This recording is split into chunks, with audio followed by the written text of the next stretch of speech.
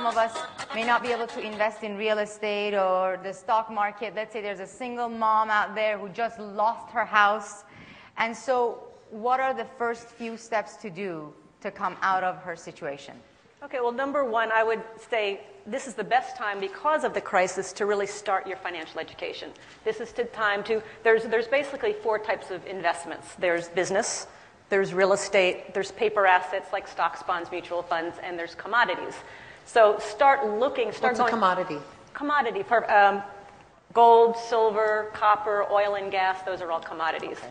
So, and actually that's a very good point, because one thing a woman could do today, and if she doesn't have a lot of money, because I always say start very small. Yeah. You know, if you don't have the money, invest your time first in the education, then invest a little money. But right now what a woman could do is she could go out there and buy a commodity called a 1-ounce silver coin. Today it's going to cost you probably about $18. But the beauty of it is you now have this investment called a commodity called silver. And because you've put a little money down, $18, you can go online and watch, is the price of silver up, is it down, what's changing? You'll start to see articles in newspapers and magazines about silver and gold and precious metals. And just because you've put a little money on the line, you become this quasi-expert in silver. And Do you have an investment in gold? I love gold and silver. I do. What woman does? We all That's diamonds, whatever. But I have a question for you, too. What about investing where your passion is? I mean, Yes. for instance, I just invested in a small organic farm, just because that's, you know, my business is health and well-being. And, you know, and my investment guy was wonderful, because he was like, look, I need to know more about this. And I said, really, this is really enhancing my brand. It's really not about, I'm not looking at it to make me a huge amount of money at the moment. But the beautiful thing about what he said, no, I get that this is your but what I'm saying is it came from me going, this is really what I want. Yes. And it was kind of, you know, I had to cross a line of kind of, did I have enough courage to make this investment? Because it was something that, you know, it wasn't by the books.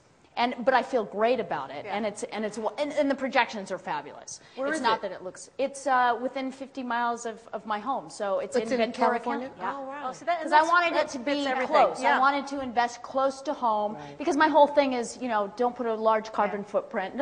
But that was my passion. Yeah. You've just brought up 3 key points of my philosophy, which is you've got to find the investment that interests you the most. Because, so for me, I love real estate. My girlfriend, I talked to her about real estate for 2 years, and she never would do anything, but she was a CPA, and she loved being on the computer, so she took a course in trading stock options, puts calls, that kind of things, and she loved it. So she became very good at it because she loved it. She was passionate about it. So she put some money down. She also had a lot of fear. I had a ton of fear when I started, a ton of fear. Yeah. And I also love to invest close to home.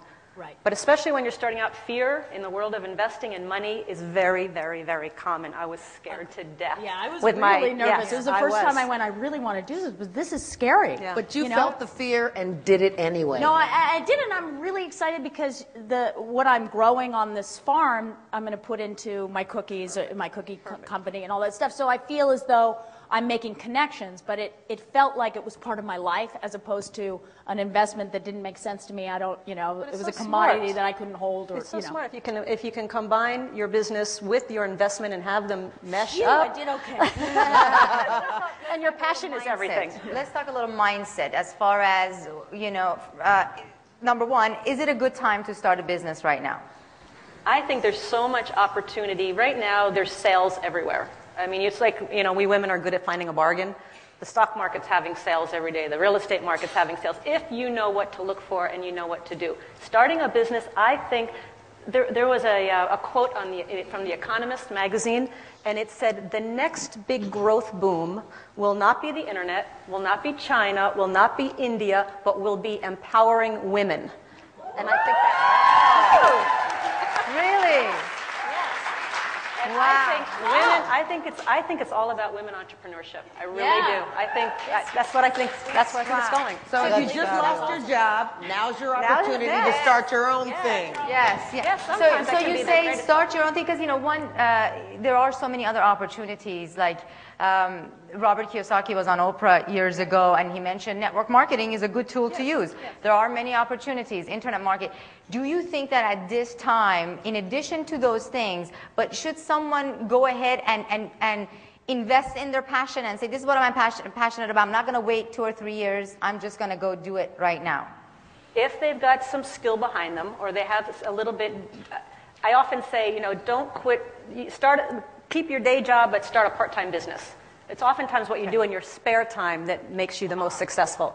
So you may want to start with a spare time business. That's why network marketing is often good, because you can get a great education. If it's a good company, they will train you how to be a good businesswoman. Right. So that's a good opportunity, because you want to learn. But I think right now is a really good opportunity, and with all the layoffs happening for a lot of women, I am seeing them jump in and take the opportunity to now start their own business. Yes. That's great. Start their own. Plus, if you're a single mom and you have kids, you can include the kids in the business too. I see that happening as well. That's great. Is there one thing that you've seen in us women that you go, you know what, that is different when it comes to becoming successful between men and women? And maybe men have it going on a little bit more in that area, and us women maybe have a little challenge with it. Is there one thing you've seen? Well, I don't like to generalize, except I do see, you know, women generally, typically are more nurturing. And I do see and them more intuitive. More intuitive. More intuitive. I think that by going with, we really know, we know things that we're so afraid to voice. Yes, you got to trust it. And you have to trust it. Yes. Yeah. Yeah. Yes. So you've seen that women trust it in business, or they don't as much? Well, probably the biggest mistake I've made in business and investing is when I didn't trust myself. Yes. That's when I screwed up. Yeah. But women tend to nurture, they tend to nurture their business, they tend to nurture their investments, they nurture their employees, they want to see things grow. Yes. Where oftentimes men are more cut and dry, bottom line. I love the bottom line. I love to make money. I love that profit. But I also want to make sure that the people who work with me are growing. And actually in our business, we say to our employees, our job is to get you out of here. Because if you learn enough, you can start your own business, or you'll be investing so you're making more money. That's our job, is for them to leave. So are you good at your job? No. You're going to work on that. So I just thought about it. I'm not competent to do anything. Personal question. So when you and your husband go to dinner on a romantic date, are you talking real estate only? No, we're talking. Oh, that's so sad. Who picks up the check? It's real estate. That's what gets them excited. That's what they do. Who picks up the check? We are constantly, I mean, we've been business partners since a month after we met. Our conversations are about investing, they're about the business, they're about the next opportunity, they're about the economy. Sounds sexual. What is your I said it's sad. It's a little sad, but what is your true. We need to send you to Sheila Kelly for some S Factor. But do you do that while dancing in a negligee? Just wondering. There's a limit. I'm sorry, what does your husband do? My husband, we have a financial education company. He's best known for writing the book Rich Dad, Poor Dad. Yeah. Yes. When are you going to write Rich Mom, Richer Mom? I have kids. Oh, okay. There you go. Well, you need to stop talking about investments and banking. I know. That's not sexy. Not sexy category. Oh, we'll talk. Okay. So, is it possible to actually, for us women who are going through a lot of financial challenges right now, is it possible to set a goal that in the next 2 years, even though as an example we might have just lost our house a week ago, that in the next 2 years we can turn it all around? Absolutely. Yes. Absolutely. It starts with the mindset that you can do this. It starts with not taking no for an answer. Oftentimes when people do have a foreclosure coming up, they just kind of say, okay, crumble, yes. And you got to fight back sometimes. You got to. There's a lot of people out there that'll just take the lazy way and the easy way. That's where your whole Rise theme comes from, in terms of this is an opportunity where you can grow.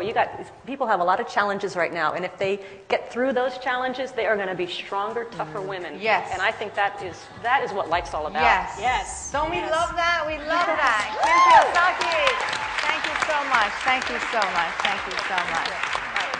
Now, I have to tell you, You know, Kim doesn't just go to any event. She's very busy, so I'm very grateful that she's here to share this time with us. Did you learn something Kim. today? Thank you.